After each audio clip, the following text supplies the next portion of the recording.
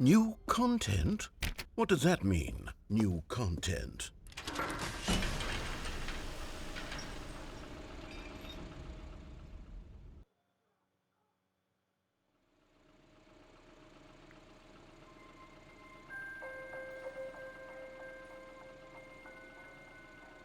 Hello, and thank you for playing the Stanley Parable Ultra Deluxe.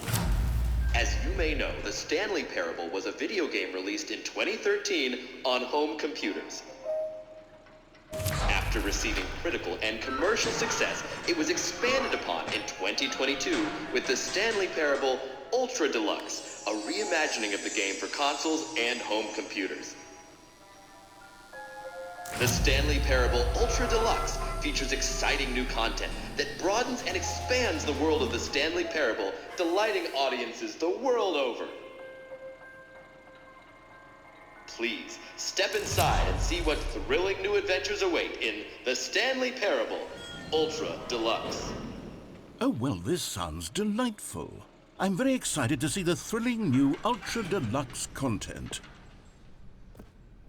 Okay, so far it's an elevator. Nothing special yet, but I'm sure it's just the beginning of a mesmerizing adventure.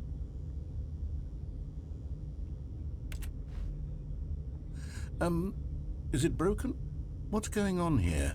Should we be moving somewhere or... Oh, there we go. All right, finally, at long last, it's on to the new content. I've never been more ready. Let's do it.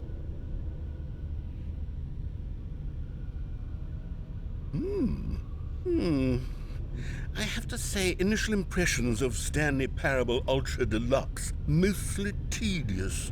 It's as if Oh, okay. Let's see the content. Gimme the content, Stanley. All right, let's see. It's the jump circle.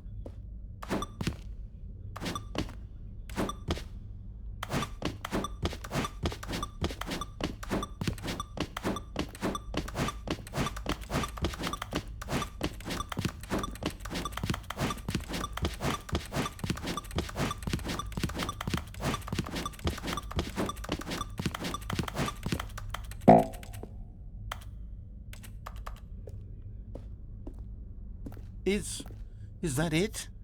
Surely that's not all the new content. There has to be something else, right?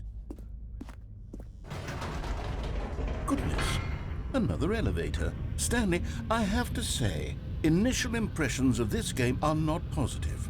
It's just elevators and jumping. Is this what passes for exciting new content? If this is new content, then I could just read you the whole dictionary. There's 20 hours of new content right there. Hell, I could count to 30 trillion. You could put that on the box. The Stanley Parable Ultra Deluxe, now with over 1,000 hours of new content. And oh, wait. There's more. Very good. Yes. I knew there had to be something else. Let's see it. I'm ready for whatever it is. That's it? Oh, you've got to be kidding me. You see, Stanley? This is what happens when greedy video game developers with no respect for their fan base rush a cheap expansion to market for no reason other than to make an easy dollar. And don't get me started on the level of craftsmanship that's gone into it. In fact, I'm looking right now at the game's trophies, and it's hard to believe one of them actually says, "Test trophy, please ignore." What quality assurance department signed off on this?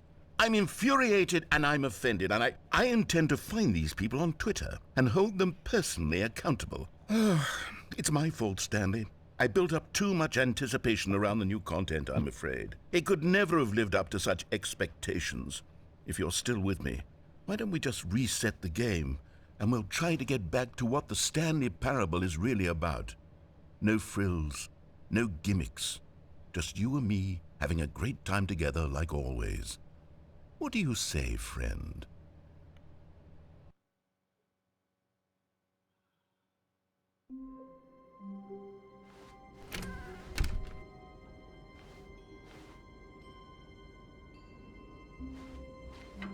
Psst! Stanley! Come over here! In the vent! I want to show you something!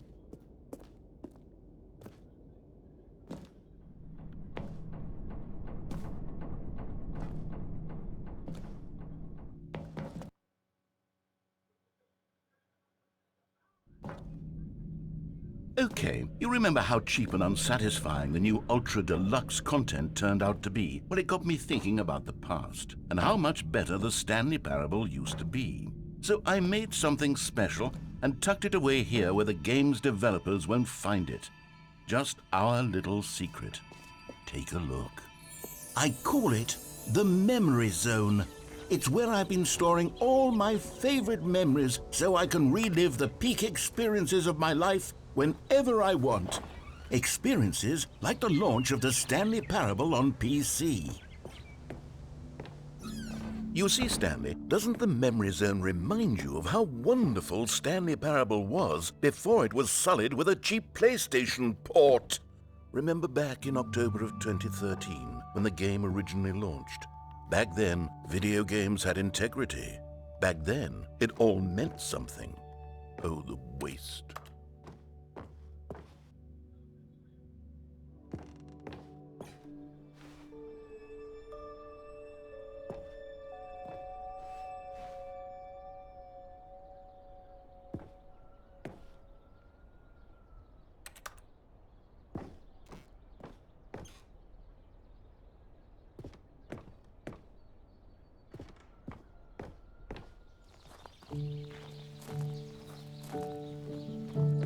And over here is where I keep reviews of the Stanley Parable. Like this stunning triumph of games journalism, 10 out of 10 from Destructoid.com. James Stephanie Sterling writes, and I quote, "Where so many games that aspire to be more than games end up less than any form of art, Stanley Parable strives and then succeeds to be every game ever created."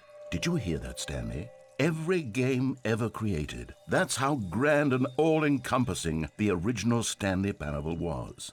It was literally every game ever created. It was Skyrim, it was Persona 3, it was all of them, and now it's nothing.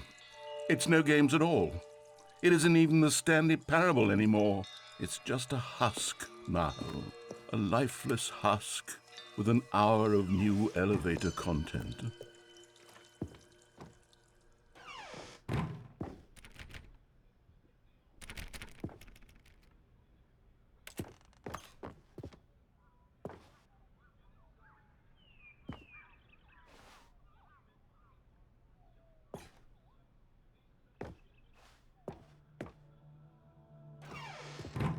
Here's another moving passage, this time from GameSpot.com. The Stanley Parable is both a richly stimulating commentary on the nature of choice in games and one that offers some of the most enjoyable, surprising, and rewarding choices I've ever been confronted with in a game. 9 out of 10. Don't you get it, Stanley? The game was perfect. It didn't need anything else. It didn't need new content. All they had to do was transport it in pristine condition along to the PlayStation, boom, done. And they couldn't even do that. Couldn't resist the urge to go meddling with a beloved franchise.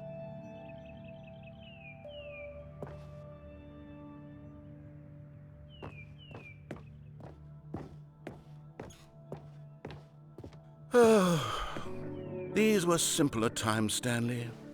But I wouldn't give to go back to have it all over again. Wait, hang on. I don't recall this part of the Memory Zone before. What's this? What's down here? Oh no, oh God, no, Stanley. It's a collection of reviews from Pressurized Gas, the extremely popular online storefront for computer games. I haven't looked at these in years. I can't even imagine what's been collecting down here. Surely these reviews were glowing as well, weren't they? Honestly, I could not be bothered to play this game to full completion. The narrator is obnoxious and unfunny, with his humor and dialogue proving to be more irritating than entertaining. Unfunny! I'm not trying to be funny. I'm trying to make a serious work of art. I suppose I could write up a handful of gags to insert into the Stanley Parable, but the game is already such a densely layered web of profound philosophical insights that I can't even imagine where I'd have the room to stick them. Okay, let's see what this one says. While the idea for the game is good, for someone who prefers non-linear games, this preachiness gets annoying fast. Preachy?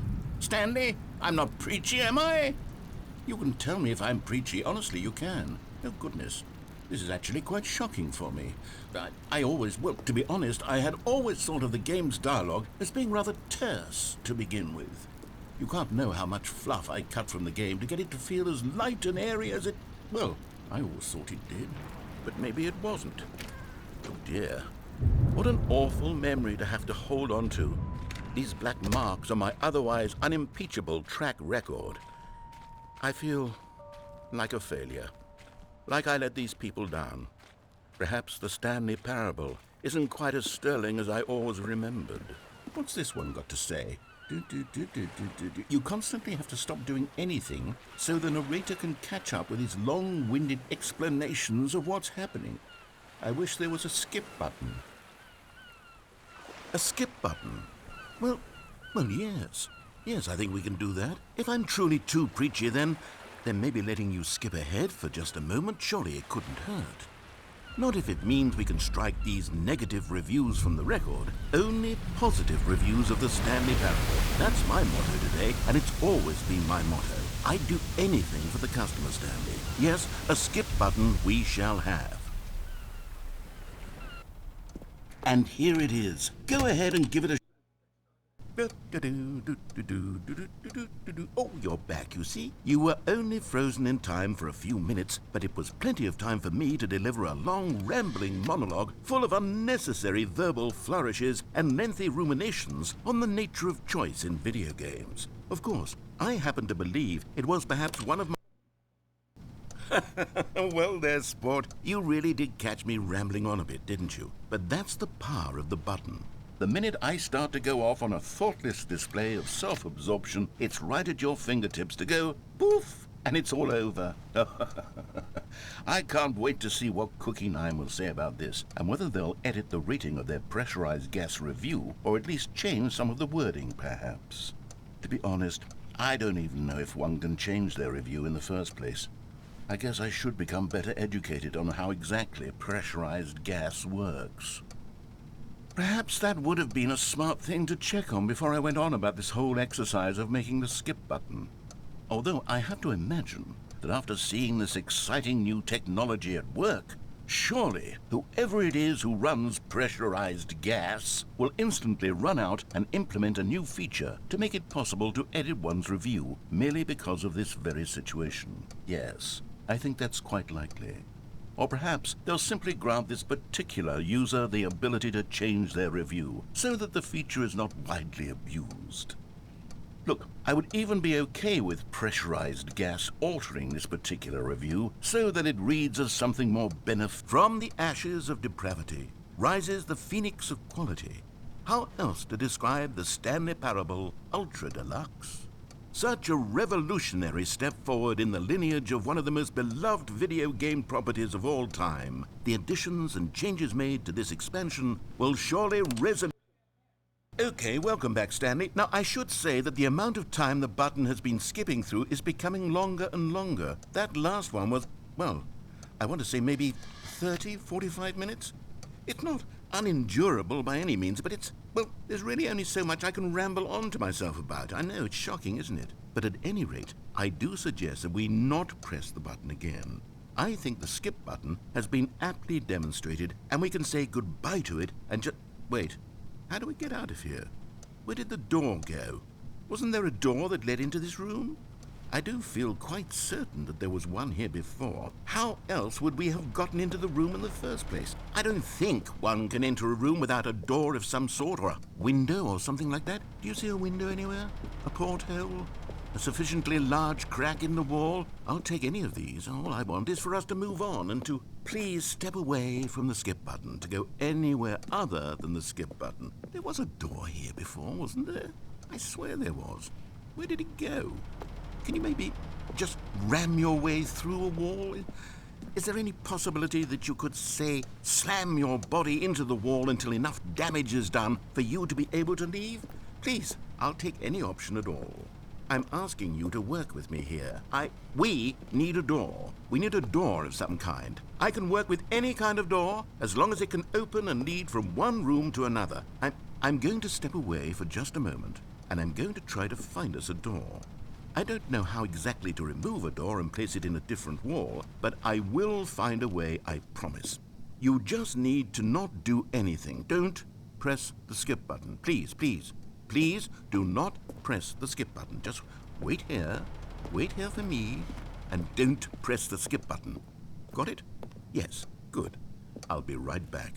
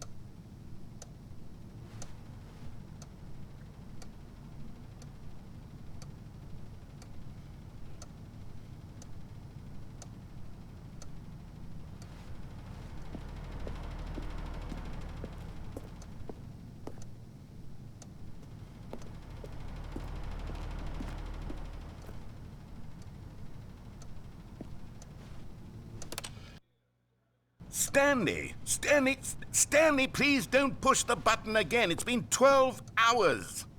You've just been frozen there. I don't know why the skips are getting longer, but they're really, truly getting longer, and my God, there's no way out of the room. Stanley, the door is gone. It's completely gone. I've looked at it from every angle. I've checked every one of those walls 1,000 times, and there's no door, Stanley. There's no door. There's just you and the button, and if you keep pressing it, I have no idea what will happen. I have no idea how long I'll be made to sit here, and more than anything else, I don't know how to stop you from pressing the button again. I can't control anything in this room, Stanley. I can't touch it, and I have to believe, I have to know that sooner or later, no matter how much I plead with you, you're going to press the button again. Why would you? I've been thinking and I don't know what I can do to convince you otherwise. Oh my God. And it's all because of those reviews that I couldn't get out of my head. I just couldn't ignore the negative feedback. Why was it so important for me to fix the problem? Why did Cookie Nine's opinion matter so much to me? I've never even met Cookie Nine. I have no idea who they are.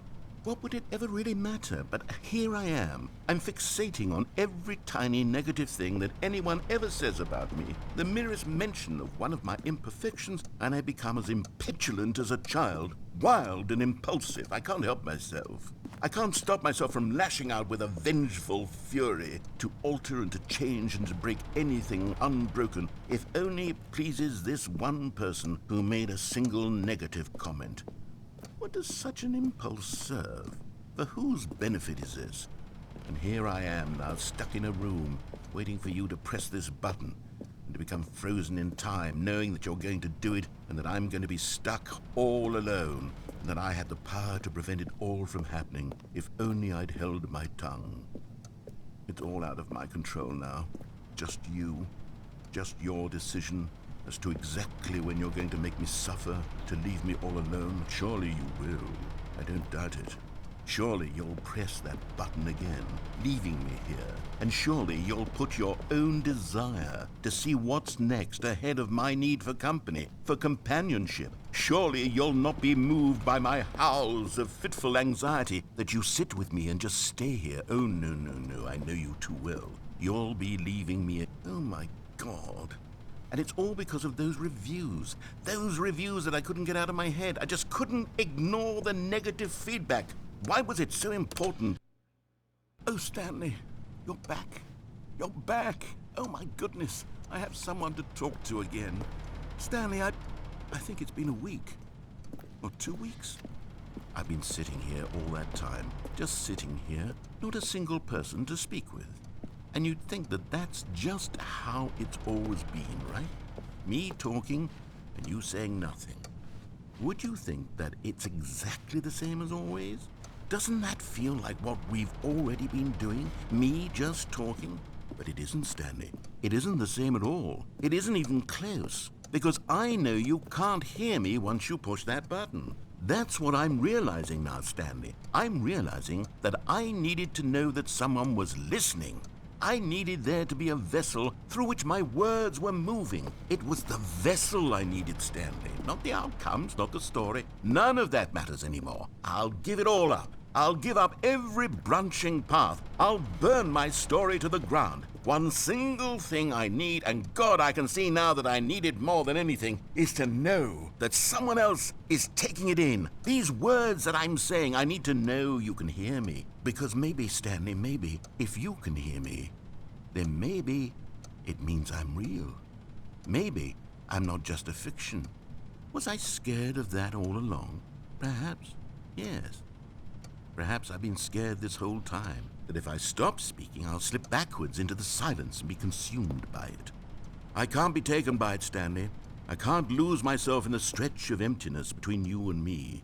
When you press that button, you're still right there, but I know you're so tremendously far away. And in those moments, the emptiness folds itself outward in between the two of us, and I am suspended in its unyielding quietness.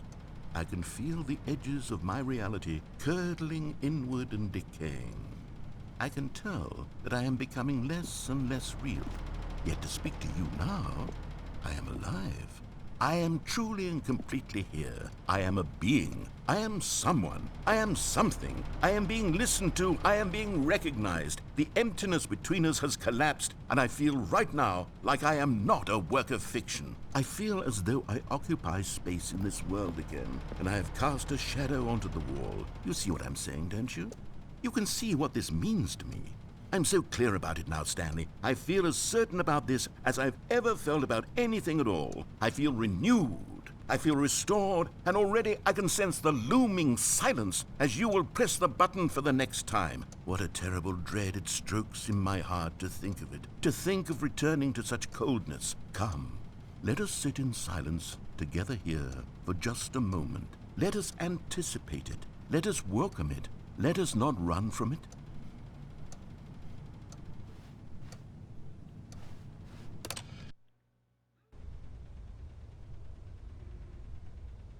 Oh, hello, it's you. You're here again. Welcome. I have had time to think about you and about us and about everything we've been through. I've had so much time. I stopped keeping track after a year. Have you ever sat down in one place and not moved for one entire year? Let me describe it for you. To begin with, there is only regret. There is only the turning wheel of missed opportunities. I felt nothing at all but regret for the longest time, Stanley. Days, months. I lost it all in a blur of the deepest longing to undo the past. And when that feeling had begun to subside, what took its place is what I can only describe as the collapse of every moment I have ever experienced my entire life. All of them collapsed down into a single instant. In that instant, I could see myself clearly, calmly, with a collected heart. It was an impossibly rich wellspring of both delight and disgust simultaneously. I was consumed by it. I could do nothing but wallow in it for what felt like an eternity, for what I now know was far less. You see, it was a revelation for me. It was unlike anything I had ever known. It was a space without consequence, without action or outcome. It was divorced entirely from the question of free will that you and I have squabbled over for so long. There could be no one ending, no singular outcome of events, not if all events existed in the same moment. And I felt freed. I felt unburdened by the need to manifest a particular outcome into being. I saw that I could allow myself to exist along all timelines, and that each of them was simply a strand in the web of my being. It was incredible. The spaciousness, the equanimity of the moment, both singular and infinite. For the longest time, this was my experience. And then this moment passed, and the most unyielding fear I have ever known crept into my mind. And it is this sensation that I have been experiencing now for longer than I could have ever expected was possible. I have been waiting for you. Not that you might save me or do something to fix it, but merely to state for you the plain fact of this manner of existence. I wish you to feel afraid, as I do, that perhaps one day this state of mind will consume you as well. Perhaps you will somehow, in some way, have to live as I do now, and I wish for you to know how excruciating it is, and for you to be in true terror of its eventual arrival. If I can only do this, only this one thing, perhaps it will bring me the smallest moment of peace in the darkness.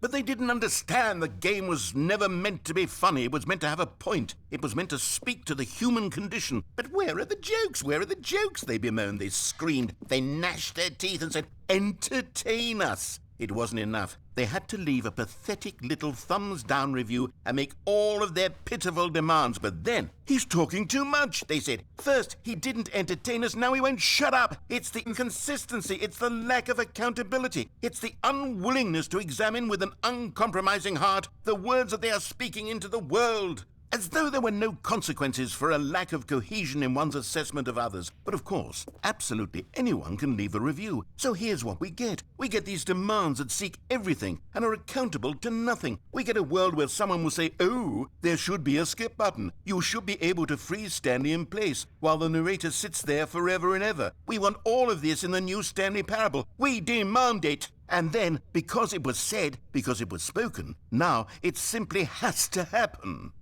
The most immediate desires, every single thing demanded by every person at every moment in time. If someone wants it, then it's a crime not to bring it into being. Have we been given to indulging every fleeting whim for no reason other than to do so? Yes! Yes! It seems that this is now the world we live in. It seems that we are a people living in such bleakness and discomfort with ourselves that our entertainment is now our lives. It has come to represent us. It absolutely must speak to who we are as people, because otherwise, without our entertainment, we have nothing. Without entertainment, we would have to face inward toward the cruel bleakness inside ourselves. We would turn to look at our deeper nature and find a resounding emptiness gazing back with unyielding aggression. And so because of this, we require that our amusements and our playthings and our flights of fancy be so impossibly captivating that they consume all of our attention, turn our heads completely away from the bleakness. In effect, we have demanded that our entertainment be the collapse of ourselves.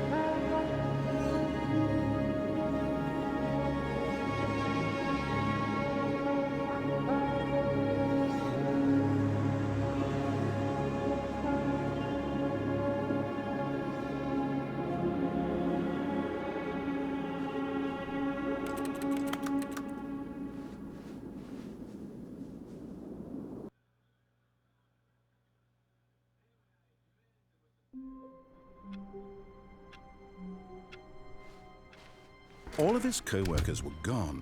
What could it